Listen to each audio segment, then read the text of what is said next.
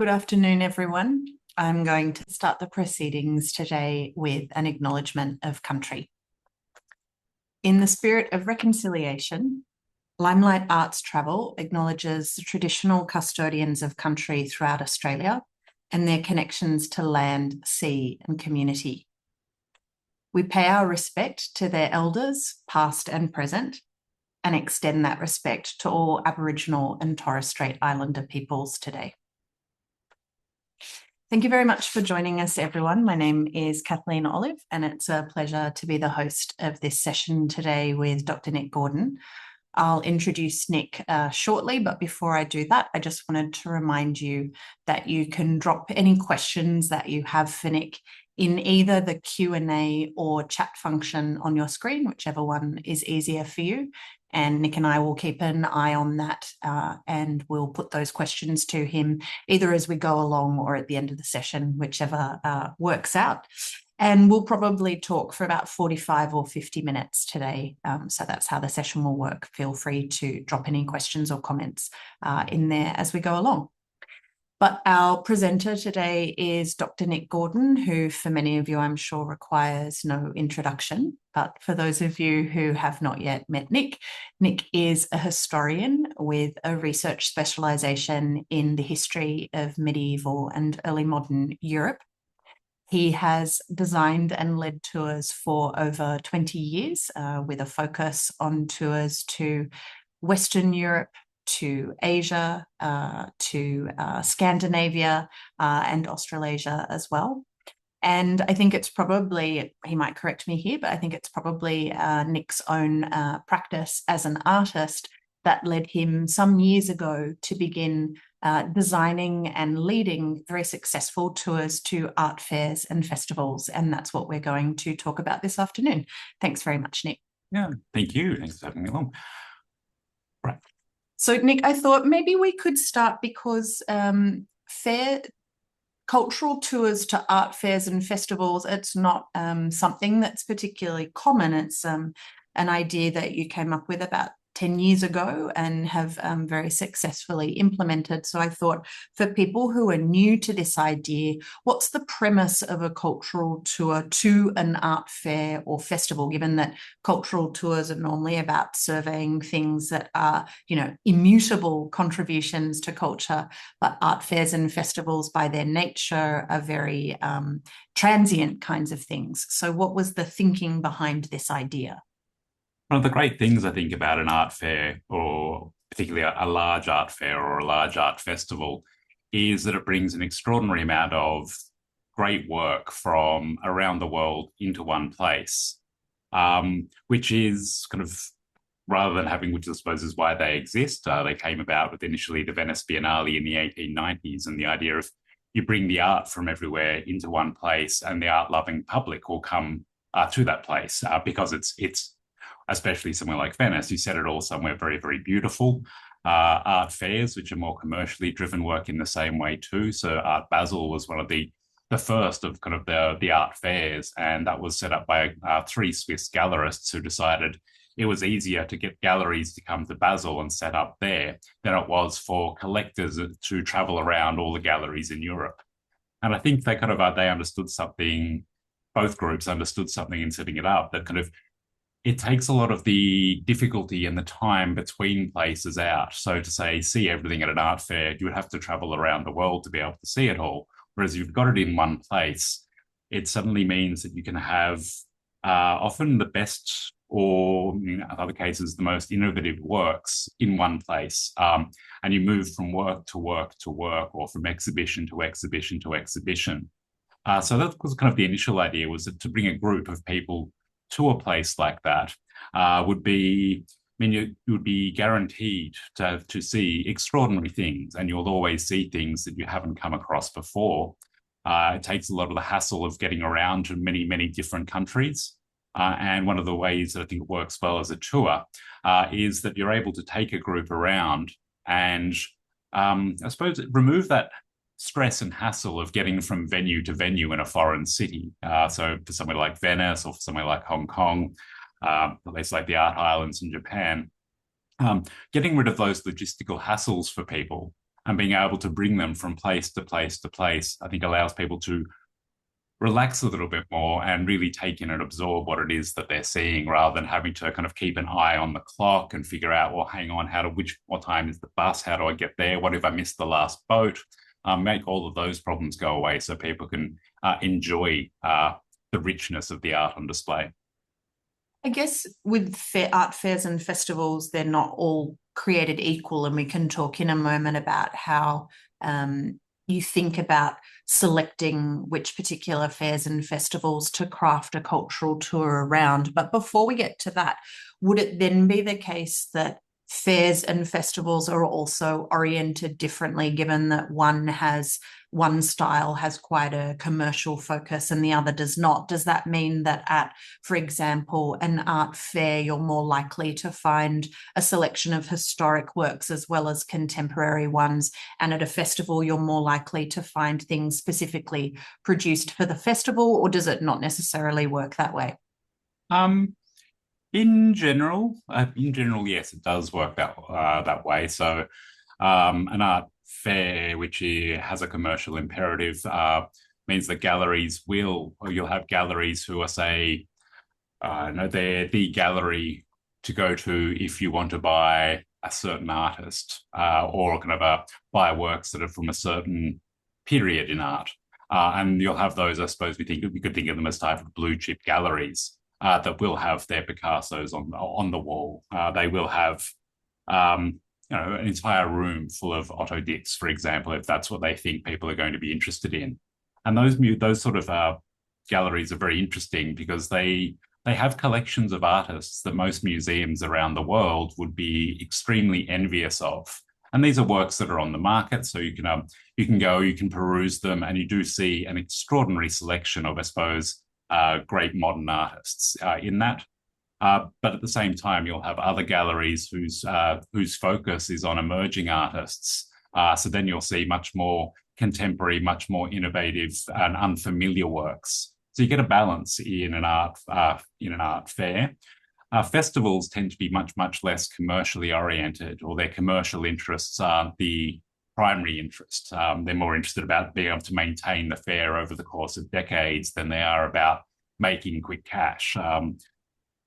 And they tend to have a lot more works that, I suppose, they're works that would be they're site specific, or there are a lot of museum pieces. They're created for the exhibition.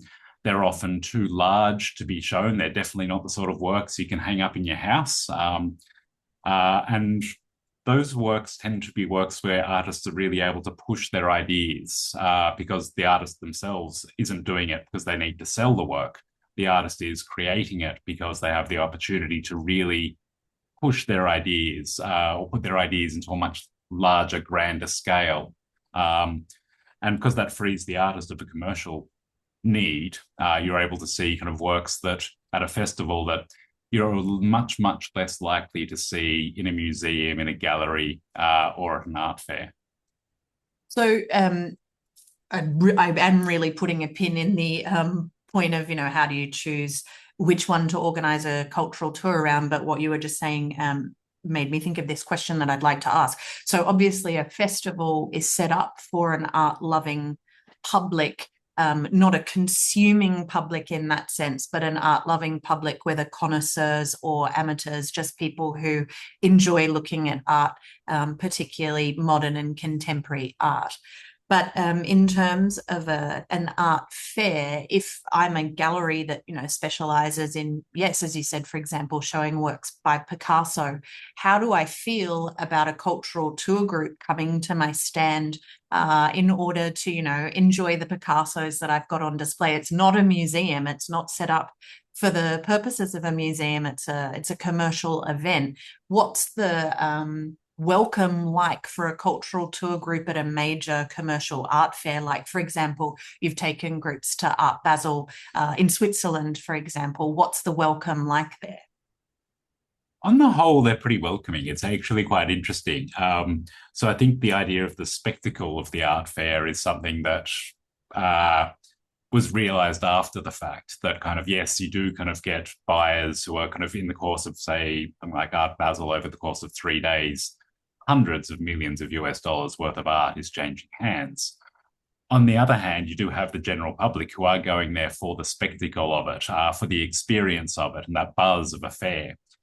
So a lot of they're very good about how they separate those interests. So there would usually be an early preview where kind of the galleries will have invited the major buyers along, and they'll kind of have a look around, and they'll do their horse trading before the fair then opens for the 3 days.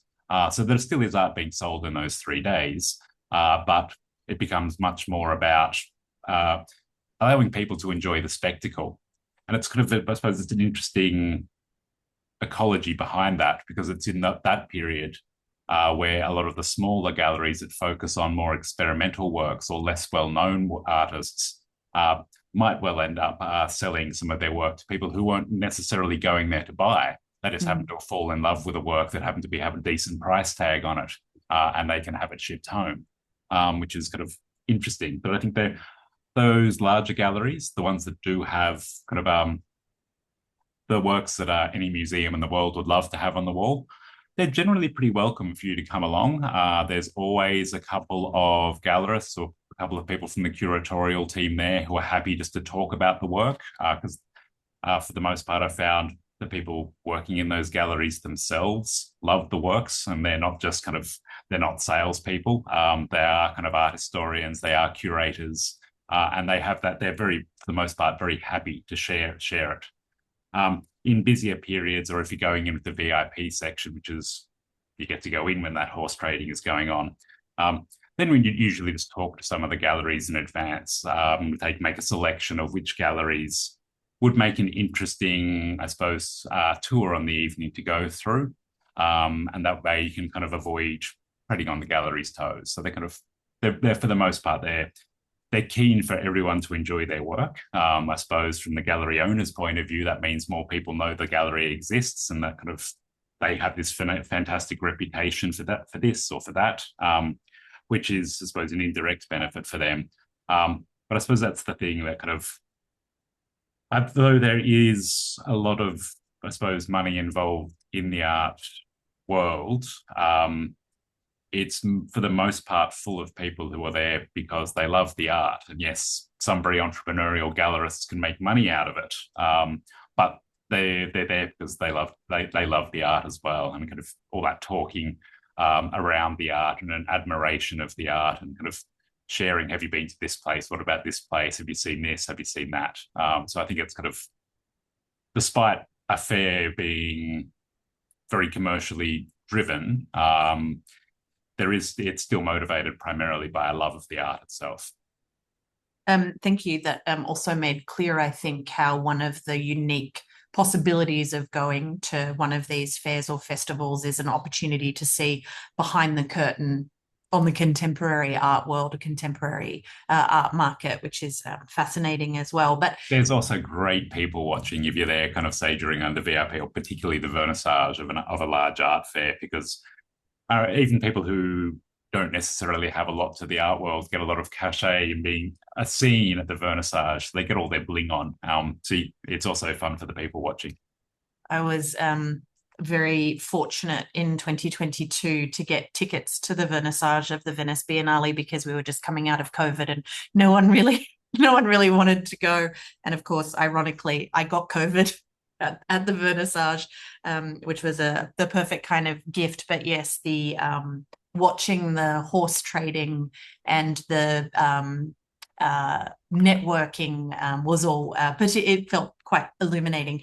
But how do you choose? So you started with a tour that you run very successfully every Biennale year to the Venice Biennale, but you've also designed and led tours to Art Basel in Basel, but also Art Basel in Hong Kong, which you're leading for us next year. This year you took 3 sold-out tours to the Setouchi Art Triennale in the so-called art islands of Naoshima, Teshima, and more. You've got a Singapore Art Week tour next year. How do you decide where, in my head is that we're soon to unveil aspects of our 2027 program, and you've got the kind of monumental coming together of Documenta and Kassel and Munster and all amazing kind of German art fairs. How do you decide which ones to design a cultural tour around?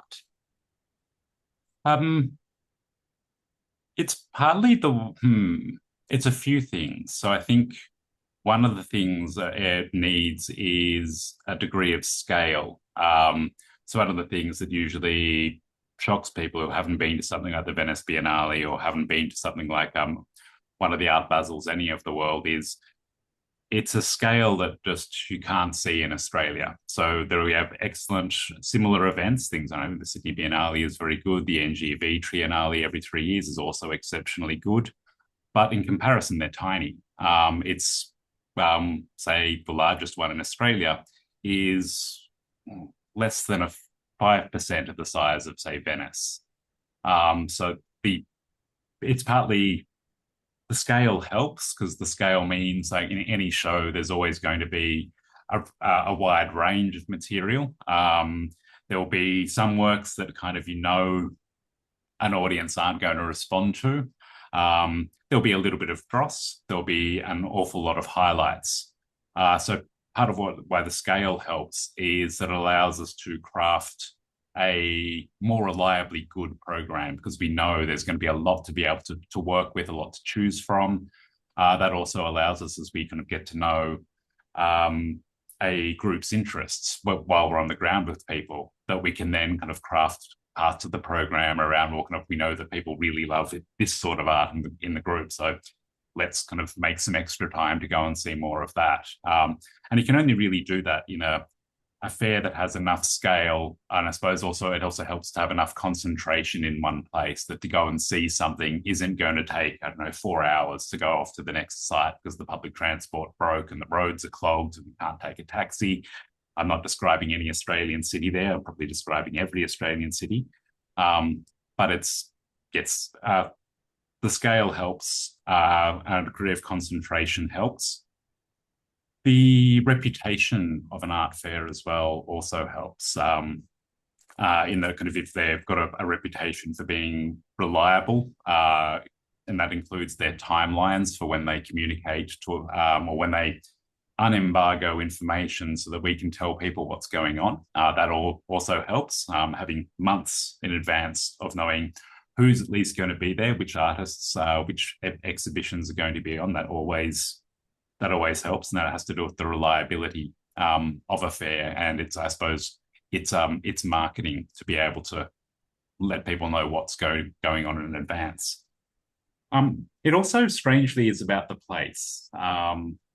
So you could have a fantastic art festival, but if it's in a place that is dreary, it's going to make it difficult to kind of have a thoroughly enjoyable experience. So I'm just thinking back to, say, the Art Islands recently in Japan.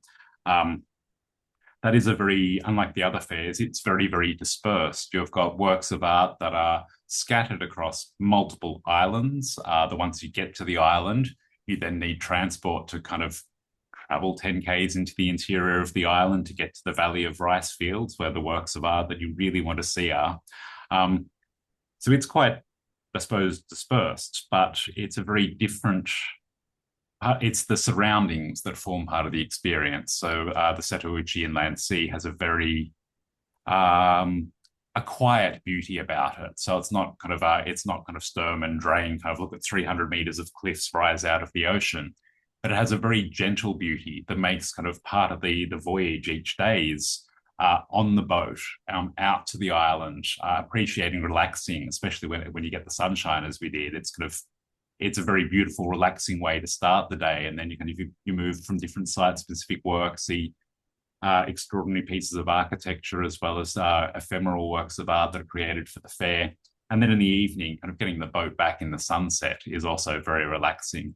Somewhere like Venice, also, Venice is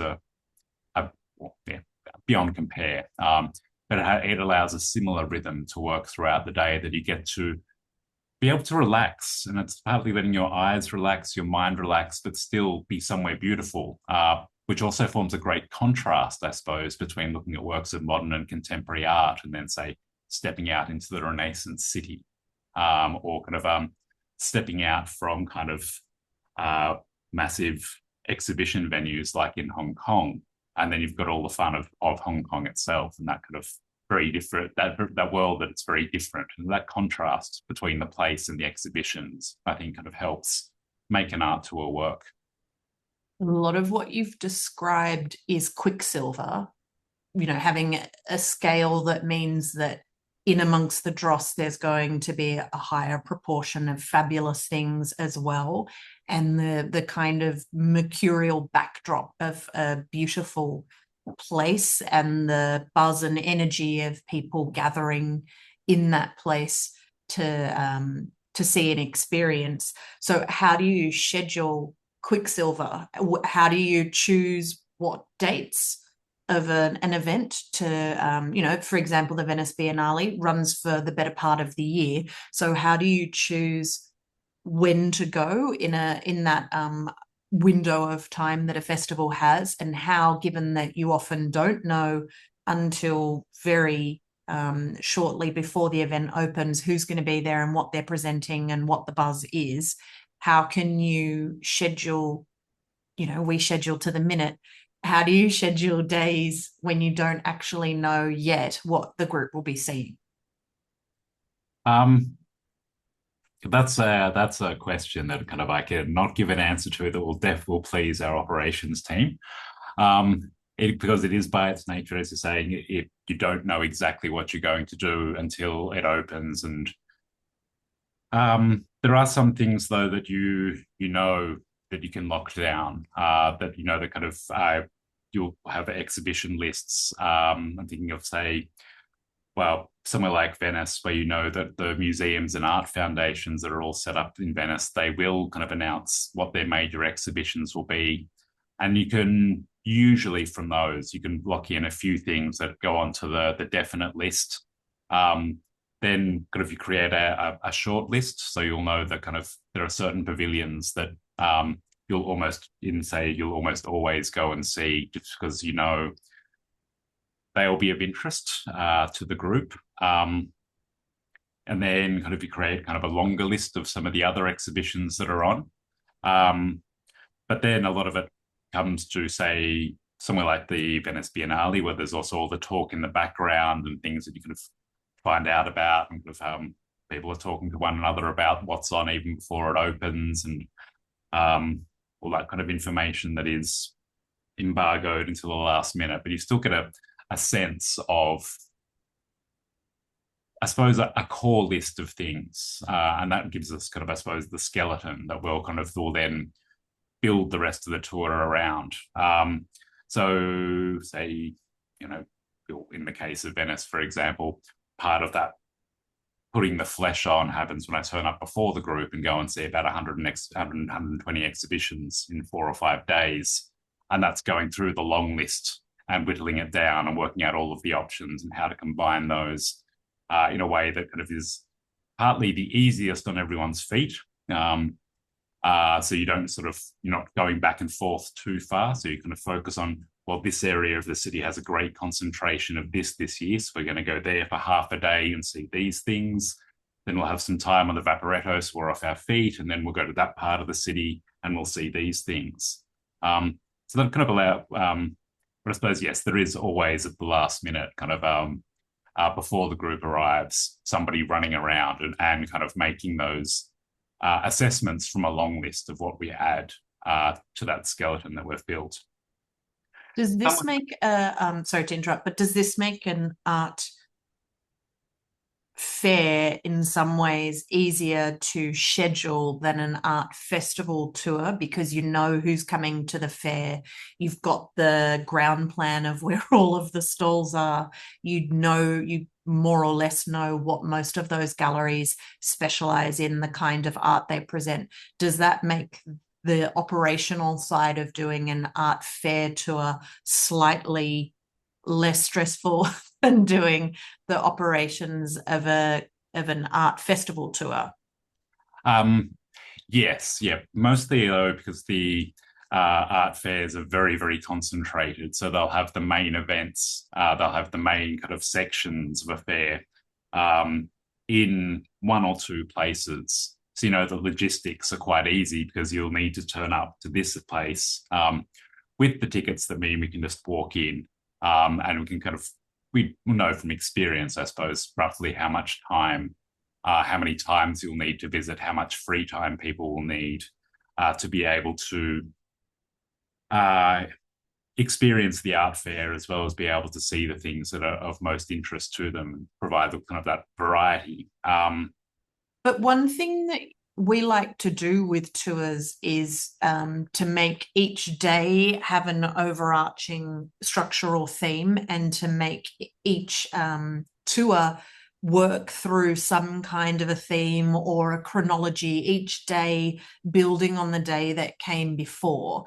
So even though with an art fair tour, you're returning to that one massive pavilion with all of the stalls inside it, and even though with the Venice Biennale, you'll try and minimize how much people are moving around across the city because the lagoon is actually quite big and the events are all dispersed.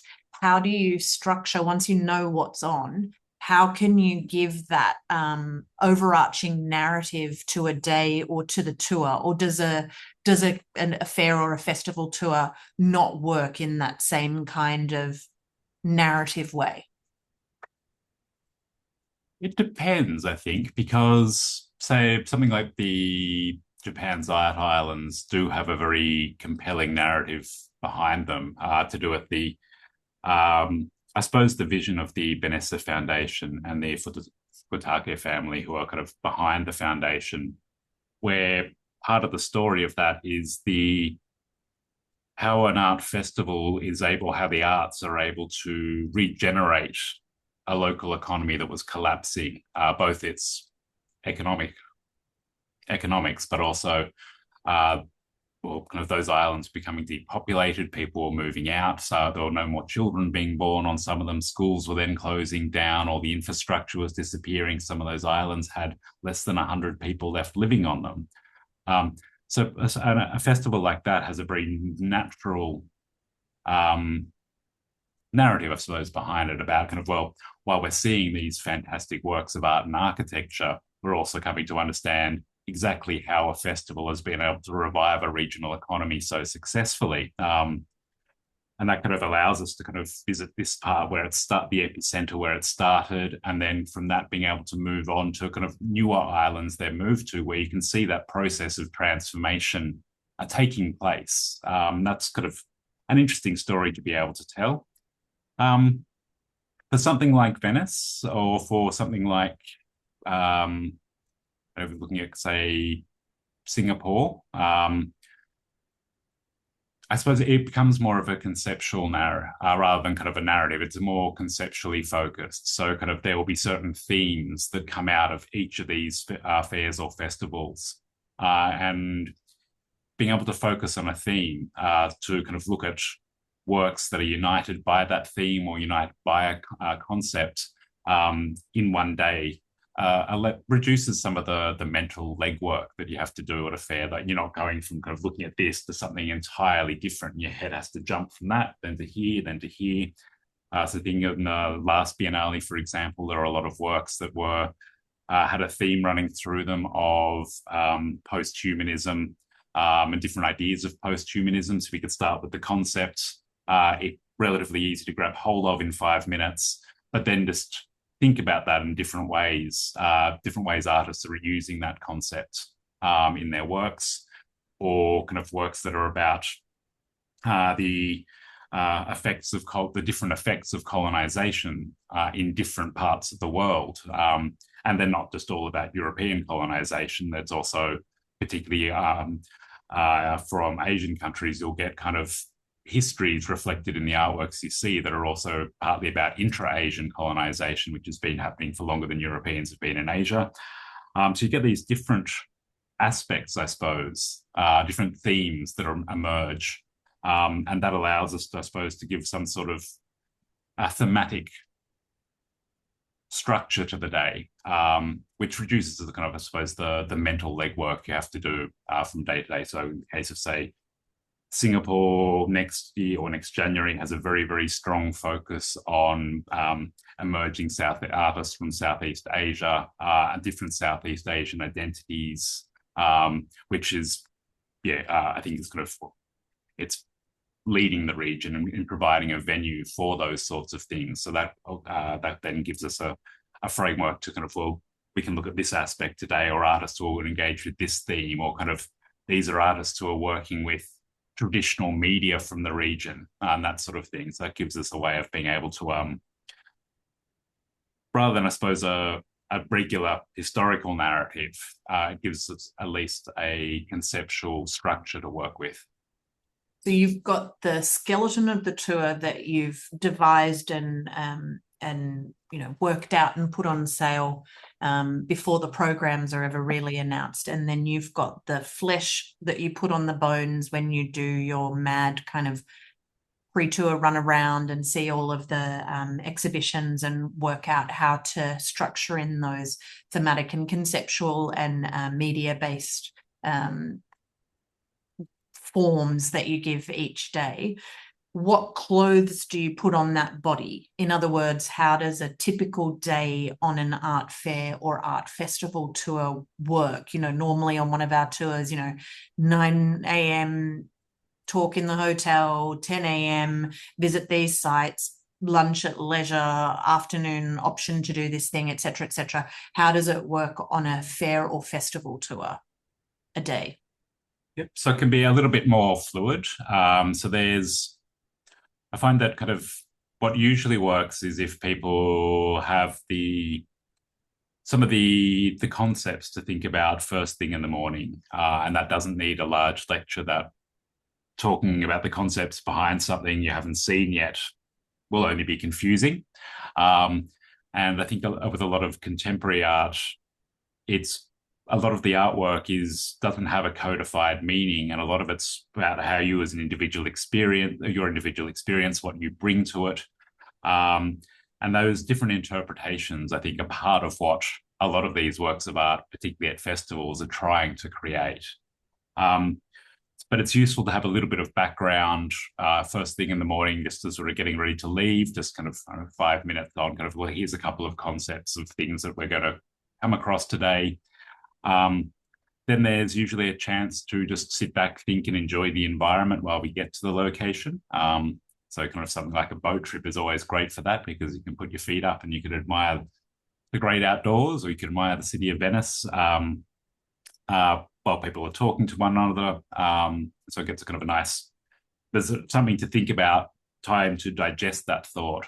And then usually kind of when it comes to, say, a festival, you would arrive at, say, the first venue. Then you get some more specific information about what it is you're about to see, about some of its significance. Sometimes it might be you need a little bit more context about where the artists are coming from to make sense of it. But never anything to say this work of art means this, because I think that kind of detracts from the experience. So you give people those things to think about, then go in. Then the nature of fairs and festivals allows a bit of a free-for-all, that you always, once you go into an exhibition, because they're not kind of huge, it's not kind of taking out two wings of the Uffizi. A lot of the exhibitions are smaller and more focused, and you allow people to have time to go in to look, to think, to talk to one another. And at that point, the tour leaders are also just kind of very present, walking around, talking to people about things that they're noticing, they're thinking. If somebody's a bit confused about something, giving them a pointer in the right direction, and those sort of things. And kind of, so you then move throughout, you'll see a couple of things in the morning, then having a break for lunch, then go and see something different in the afternoon. So I think it's important that to make a tour work, that if you're seeing the same sorts of thing throughout the day, it just becomes a blur, and you need those kind of things that are different. So often you might have things that are more require a little bit more of you, I think, in the morning, and then the afternoon, because there's always stuff to see that you see simply just because it's really spectacular. requires less mental work, but still makes you go, wow. So it's getting that balance right throughout a day. In the afternoons, either on the way back, it's a good place for us to be able to talk. And then often things like having drinks in the evening, a point where we sit down before going away off to dinner somewhere, where we can all sit down and talk, and any questions people have from the day, it becomes, I suppose, a forum to ask or to find out more about things over kind of a prosecco or cocktails or something, and then kind of so it's about finding, I suppose, ways of finding a balance between making sure people have more information to be able to make sense of what they're seeing, but still allowing that kind of that individual experience, that individual response to these works of art, and then having time to think and discuss those. I want to go into both of those aspects a little bit more, what the tour leader's role is in shaping that forum for people to be developing their views, but also how people on the tour develop their ideas and come to understand the experience that they're a part of. So thinking about the tour leader, one of the kind of established models for a tour leader, which I think is something that we're all quite keen to move a little bit away from. But one of the established models for the tour leader is that they kind of, a little bit like an old university lecturer type model, that the tour leader just divulges information that is then received by the tour participant, whether, in a really old school kind of thing, this person was born in this year and made this artwork in that year, and this is how it fits into their trajectory as an artist and this country's development as a nation kind of idea. But obviously on a tour to an art fair or a festival where you're also encountering art and artists that you may not be familiar with, you're also in the process of coming across things that are new, and the thing that they have in common is the structure of the event rather than any necessary kind of connection to each other. What's the tour leader's role in helping tour participants make sense of that experience? If you can't give a lecture in the morning, and you're not walking people around the exhibition whispering into the little inner ear devices, because it's not that kind of an experience. How does a tour leader shape it for the tour group? It's a good question. It's a very good question. Part of it, I think, is having done enough of the thinking and the preparation, and just reminding yourself to stay very, very focused on what people in the group need to appreciate more about something that's unfamiliar, that's probably unfamiliar. So it becomes, I suppose, about just that stand and deliver model. I think personally is always about the voice of the person speaking. That it kind of for some topics, a lecture is great, but there is also that model is a non-interactive model. Whereas I think what works better is more concentrated but shorter packages, I suppose, of information, kind of keeping focus on what the person will probably need to know this, so what the context is for this work of art. It often helps to be able to point out kind of things to notice in a particular exhibition. And then it becomes, I suppose, getting to know the group well, and kind of as you're walking around, not just sitting at the front door waiting for people, looking at our watch. We are walking around, engaging with people one-on-one or in smaller groups as they're kind of exploring the exhibition. It's quite easy to make time throughout the day to engage people, to talk to them about things, the questions that they have, to understand how they experienced the work.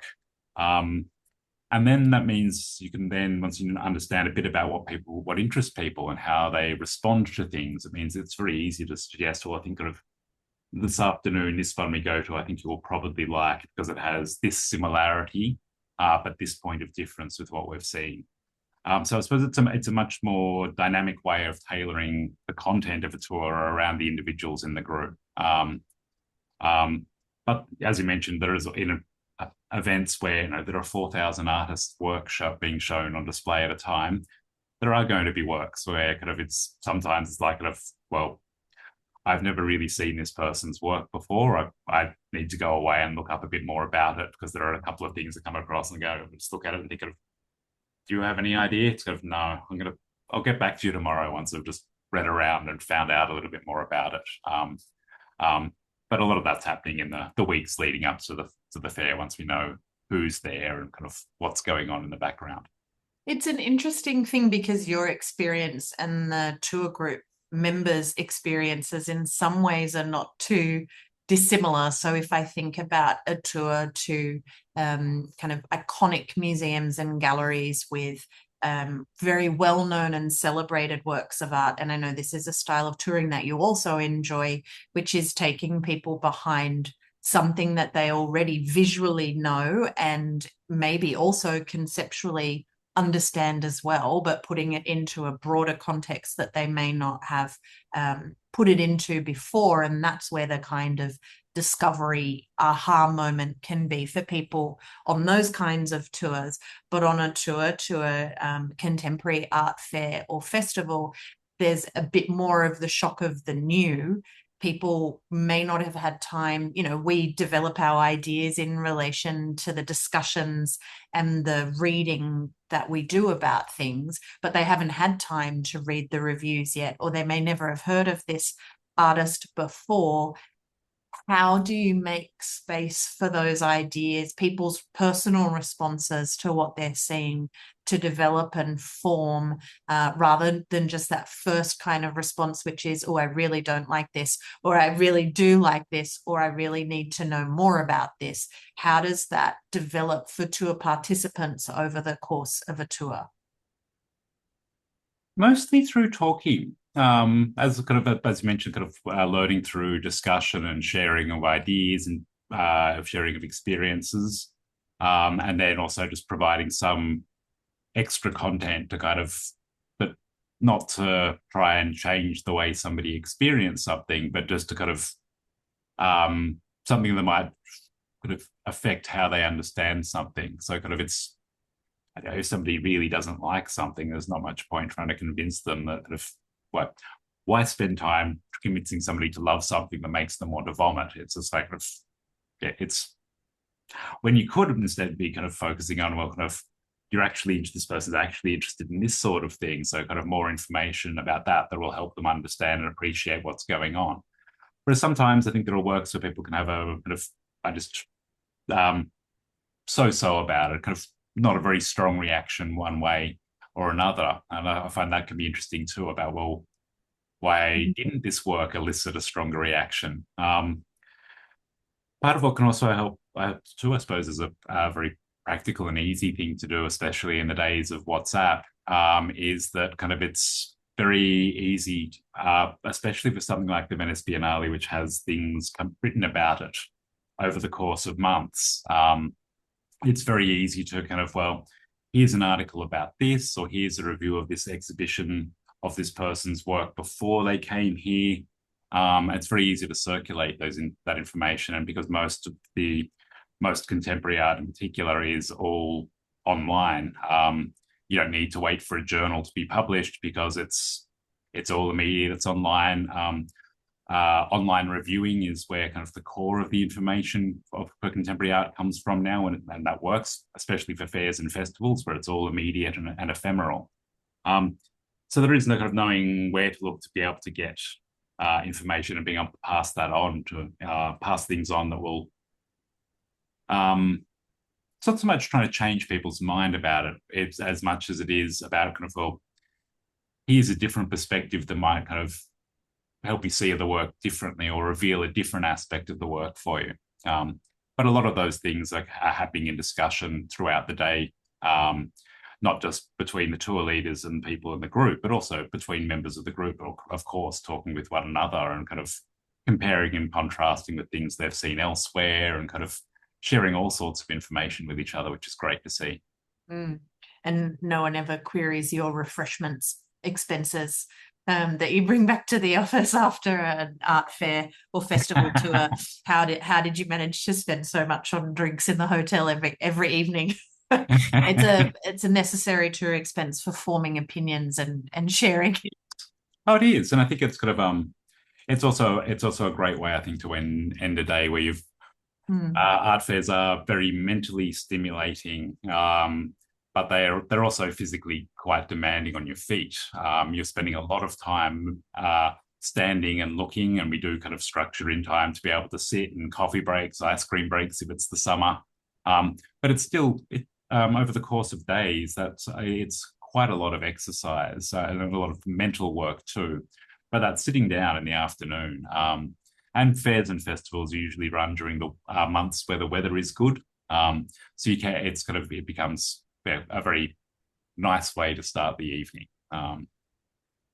I'm keeping an eye on the time, and so I just want to remind people who are participating that they can drop any questions or comments into the chat and Q&A, and we'll come to those as we come towards our conclusion. But I wanted to ask you, a lot of what makes the reputation of a fair or festival is buzz. It's that kind of mercurial aspect.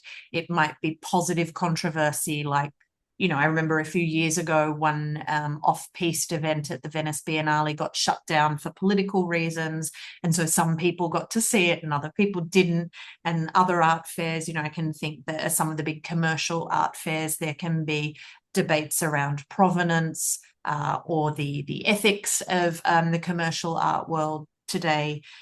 Some years you'll get a confluence of amazing artists in one place, and some years the conceptual underpinning of the festival might fall flat on its face, to mix metaphors. So if so much of it is kind of buzz, and we've got scheduled days in order to give people, a comprehensive experience of an event, how do you leave time for the buzziness? How do people on the tour get to experience the buzz?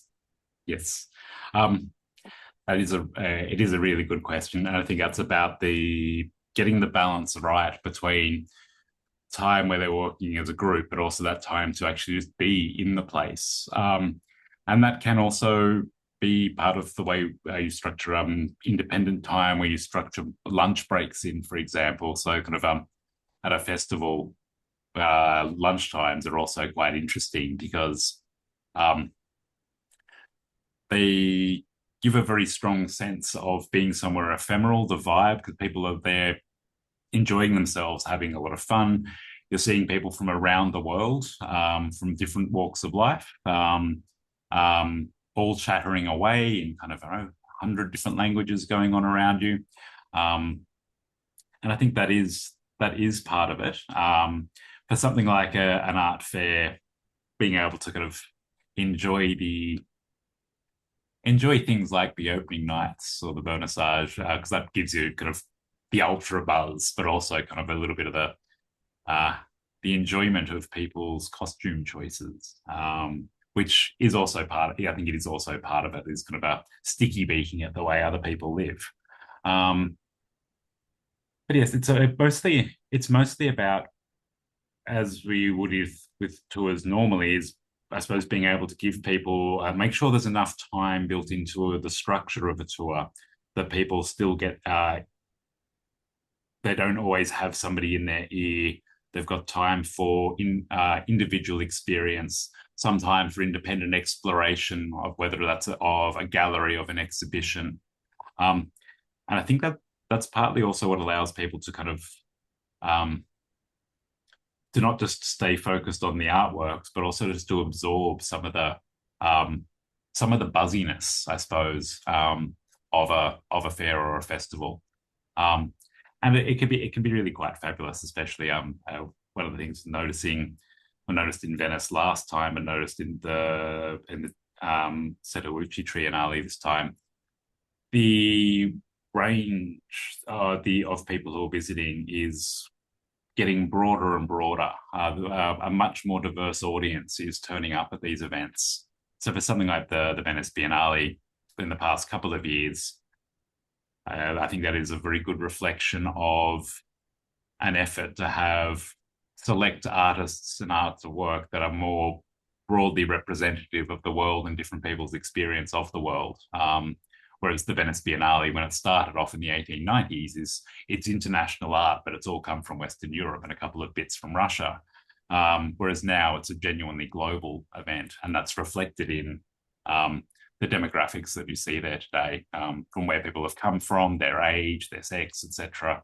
It's all kind of become much more part of the vibe, as well as it's kind of, you can really, I suppose, get to feel part of a much broader international arts loving community. Just a few final questions. It's we think quite carefully about whether people need to add time in a destination before or after their tour in order to see aspects of a place that we've deliberately chosen not to include, or whether because what they're going to experience is so major that inevitably, one tour leader's selection of 10 days at that festival isn't going to be enough to really capture the entire range of experiences on offer. When it comes to a contemporary art fair or festival tour, how do you think around tour members scheduling extra time before or after the tour? Can you come just for the tour and leave with a representative sense of the event, or do you need to build in whole days before or after? I think we could always just do the tour and get a kind of a very representative experience of the range of what's there, of the quality of what's there. You also definitely have somebody who's gone through before and has removed some of the less interesting, less well presented, less well conceived works, and it's the nature of one. I remember somebody once asking kind of, why when you go to a gallery of old masters is there so little dross compared to what you might see at a contemporary event? And you say, because there's more works of art that are being made today than you'll ever find in that gallery, because we haven't had 400 years to get rid of the crap. Whereas a gallery of old masters, you've got stripped it right back to kind of just great things. But that gallery is showing great things that are produced across 250 years, not stuff that has been made and selected a small part of what has been made in the past 2 years. Anyway, so it's partly, I think, that I'm going way off track now. You are. You are. You're getting up on a little soapbox. I am. I think it's within the time of the tour. Yes, it's more than enough to kind of get the range of what's there, the different experiences that are there. For something like an art fair, it's only on for a very short window of time. It's open to the public for, say, 3 days, and then it all gets packed up and disappears again. So you can't really add time to that. For longer tours to a region, if it's time before or after, I think it's more about making sure you're feeling kind of refreshed at the start of it. For somewhere like Venice, if you want to travel, hardly anybody sees the entire thing. It's just too large. But that would require at least a month. And that's a month of going to a lot of galleries every day to see it all. So if there are, say, something like Venice, there are specific things that you want that you want to see, then it would probably, and in advance that they're on because they're well advertised, then you could probably ask us and find out if we're including that or not, and then just say, oh, I need an extra day here or there. For the most part, though, I think after 9 days of looking at contemporary art, 10 days of contemporary art, most people have had their fill. There are some crazy people like me who can do more than that. A mutual friend of ours is equally capable of doing that 365 days a year. But I think it's more about after 9 or 10 days of looking at contemporary art, your mind tends to need a little bit of a rest, a bit of a break. It's time to do something else. So one of the things we do in Japan, for example, is to break up the time of the Triennale, which is taking in a lot in a very beautiful location, but it's also good to remember where you are, which country you are, the unique culture of that country, and the unique kind of history and traditions of that country. And strangely, kind of going from contemporary art to then, say, visiting a 1,300-year-old temple does it does wonders for the mind. Or going and looking at kind of traditional arts and crafts, it's a very refreshing thing to do. And likewise in Venice too. It's one of the great things about Venice is if you need something that's not very, very contemporary, you just drop into a church and you've got your Titians, you've got your Bellinis, you've got all of that historic art there, as well as a very beautiful setting. And that helps, I think, the mind do a bit of a reset too.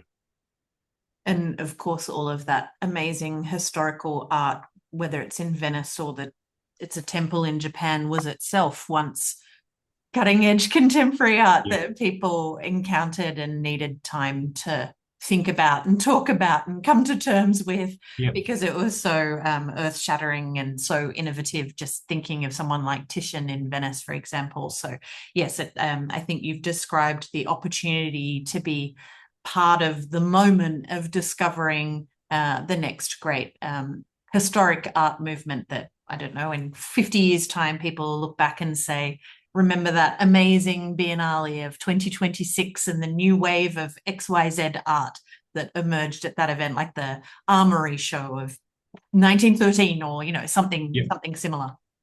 Yes, yeah, absolutely. And you also kind of I